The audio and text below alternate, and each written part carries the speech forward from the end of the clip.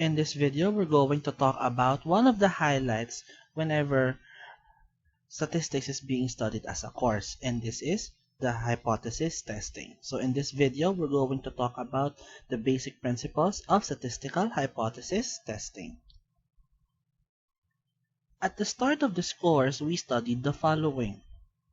First is descriptive statistics, wherein we are describing the sample.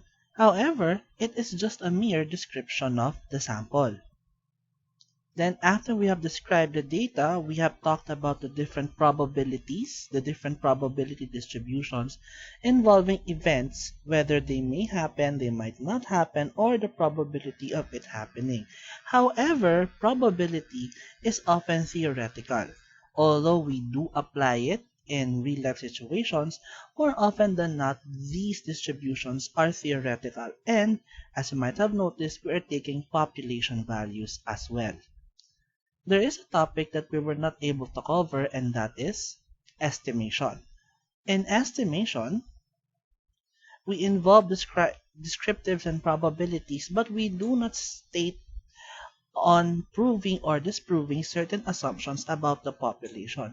We are merely estimating the values, whether these values are actually from the population or not. So we will now go into hypothesis tests. What is a hypothesis test? It is a procedure that tests a certain assumption or hypothesis about the population using sample data. It is guided by descriptive statistics, probabilities, and estimates. This initial assumption or hypothesis is either rejected or not rejected at a certain probability. One main highlight of hypothesis tests and one basic principle of hypothesis tests is that the hypothesis that we are testing is either rejected or not rejected. If you might have noticed, we did not say reject or accept. It is either reject or not reject. And why is this so? It is likened to what we have in law. In law, it's either you are guilty or not guilty. It doesn't say that you're actually innocent. It's either you are guilty or not guilty. This is because there is a probability that you have done the crime, but there is lack of evidence. That is why you are deemed not guilty. But that does not mean that you are actually innocent. So, it is similar to hypothesis tests. We may lack evidence to reject the hypothesis, but that does not mean that the hypothesis is 100% false. There is a probability that it is true. And why is this so? This is so because, as you remember, from the population, we are just testing the hypothesis through the data from the sample. So there is a probability that whatever the results of our test be might be true for that sample, but is not actually true to some other samples or to the entire population. In statistics, the initial assumption on the population is called the null hypothesis, denoted by HO or H0. A counter-hypothesis is also formulated, and this is called the alternative hypothesis, denoted by HA or H1. The null hypothesis always involves the equal sign and is either rejected or not rejected. It is never accepted, like what we've had talked about a while ago. The alternative hypothesis always involves the inequality symbols, either greater than, less than, or not equal to sign. And if HO is rejected, the researcher concludes with the alternative hypothesis. But if the HO is not rejected, then we conclude with the null hypothesis. Hypothesis tests also have directions. What do we mean by this? Say, for example, we are testing whether a specific population mean, or a specific mean rather, is the same or is equal to the actual population mean.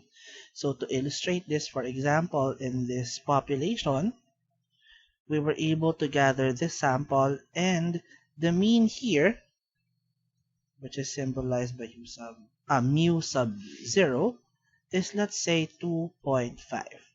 Now, we want to test whether this 2.5 is actually the same as the mean of the entire population. So that is our now hypothesis, that the mean of 2.5 is actually equal to the mean of the entire population. So, I could say that my null hypothesis is that the mean of the population, which is just symbolized by mu, is 2.5 as an example. So that is how we do a null hypothesis. On the other hand, as you might have noticed, the alternative hypothesis has three different ways of having them. You can have the mean, the actual population mean, is greater than your sample mean.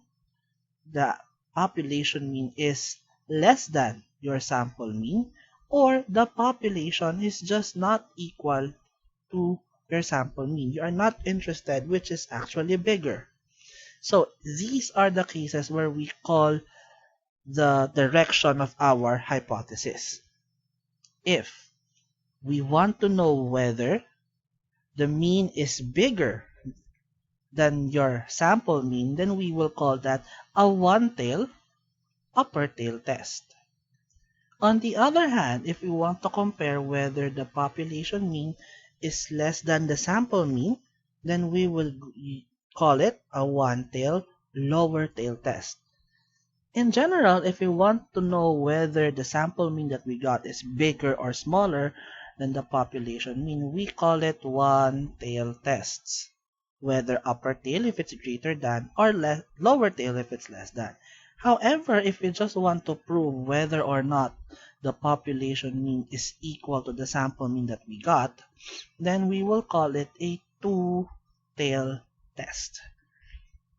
So, these are the different directions of our hypothesis, whether it is two-tailed, one-tailed, upper tail, or one-tail, lower tail. Sometimes the hypotheses are on proportions or on differences between means or proportions.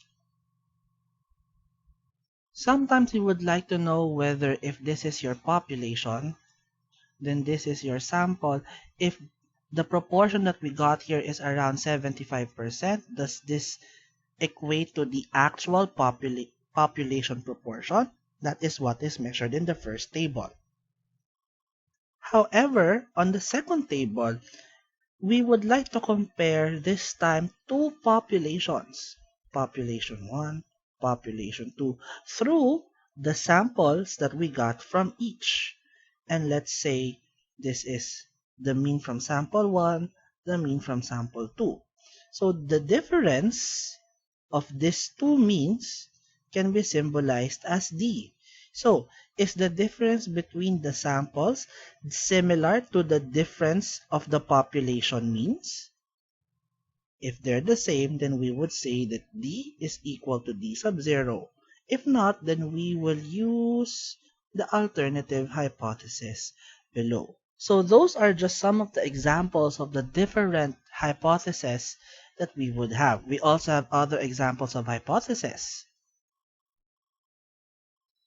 We would also have hypotheses on variances. We would also have hypotheses of more than two means, because a while ago we only had two means. We can also have hypotheses about independence or relationships between variables. Or we can also have hypotheses relating to causation. So these are some of the fundamental things that we need to know about hypothesis testing.